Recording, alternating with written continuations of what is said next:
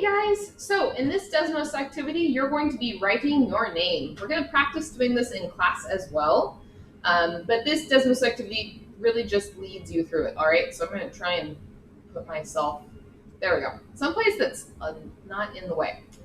So in our first screen here, we have y equals 2x minus 1. That is our equation. So our y-intercept is here at -1, and our slope is 2x. So I go up 2, right 1, up 2, right 1. Remember, turn that 2 into a fraction, so 2 over 1. And this restriction is between -2 and +3 on the x, right? So we can see it stops here at -2 on the x, and then it stops here at 3 on the x. So we want to change the restriction to being between 1 and 2.5. It's between -2 and 3 now.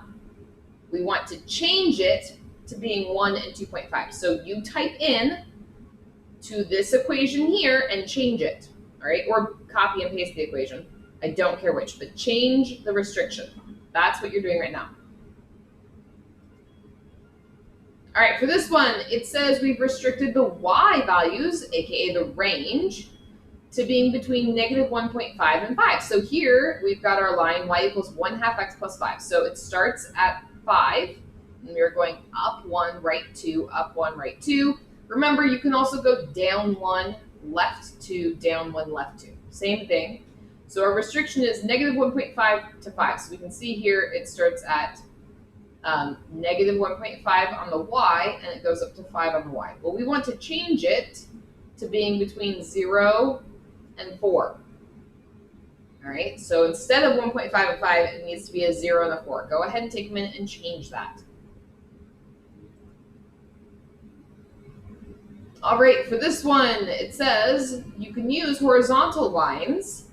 Notice that with a horizontal line, you don't have an x. So it's only a y equals, and the domain is the only x that's there. So this goes from -1.5 to 5. So you can see it stops here, 1.5.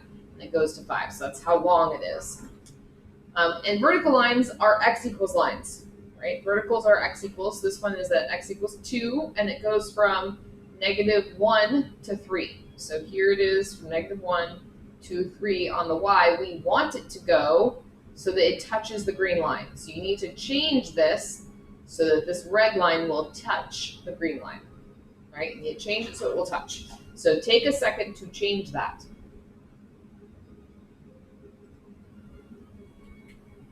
All right, this one right here has shading. We haven't talked about this before, but it is kind of fun to do some shading.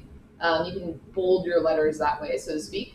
So we want to create shading. We're going to revise the equation. So instead of just having an equal sign, all right, instead of just having that's an equal sign, we have a greater than or equal to. So this is how it looks when you type it, and the program automatically changes that to a greater than or equal to. So we can see how it's shaded. It now says, can you change the equation so that the shading goes down instead? Well, we have y is greater than or equal to 1/2 x plus 5. We want to change the shading so it goes down instead. So take a minute, try that out. All right, our next one, below is the graph is restricted to x values between -5 and +5. Change the restriction so that it's y values between -5 and 5, and see how the shading changes. So take a minute, change the restriction, not the shading, the restriction. So look in your brackets there. All right, shading, half of this picture's done. On the right side, the shading is below the line, but only above y equals 1. So that's what this is right here. So that's our restriction. So it's shading below the line from, but only where y is greater than 1. We have to change the equation so that the shading on the left looks similar to the shading on the right. So our line is here. Remember, we want shading. That's my hint to you. And you want to have it so that it's the same as on this side. So take a minute, try that out, make it look the same. All right, for this one, you can change the shading so that it's parallel to your lines. What do you notice was done here? So our line was y is less than or equal to negative 1/2 x plus 4. And then for our restriction, we have y is greater than negative 1/2 x plus 2. Right? Change the equation below so that we have shading that looks similar to the shading on the right. Click on the restrictions above to see all of the restrictions. So you will need to slide sideways a little bit. There you go. So that's all the restrictions right there. Remember, shading, you need to have less than or greater than. That's what you need for shading, less thans or greater thans.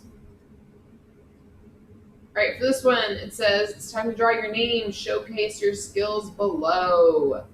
All right, I want to remind you that you can do things like x equals 4, and then use your little brackets. I'm going to do that from 1 to 5. Oh. There we go. So there's my little line. If I zoom out, you can see a little better. There's my line. You can also do lines like this, right? So that's a horizontal. I'm going to go between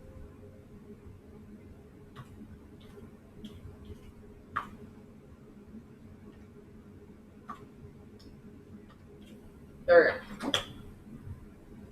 So I've done one sort of letter there. And don't forget, you can do like y equals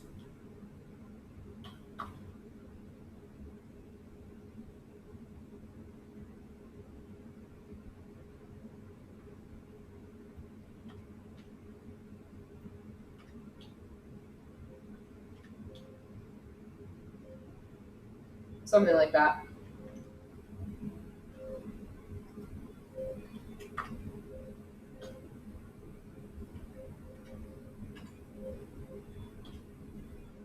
There we go. You have to mess with this, okay? You have to mess with this. And I want it to be between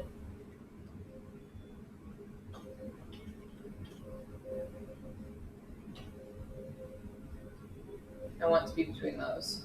And this one I'm going to do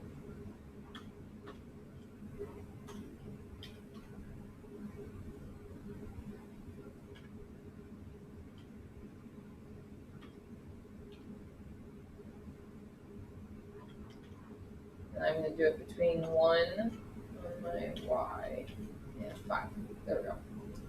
And then I want a y equals 3.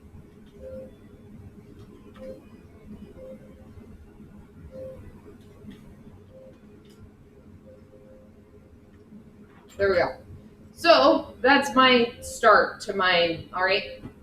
You could do your first name, you can do your last name, but hopefully that gives you at least some ideas of how you do this. You kind of have to play around with it, all right? If you need more ideas, check out the very last one, because you could click through this and you can see where everything is, right? You can see where everything is. So if I turn something off and on, oh, look, there's that one.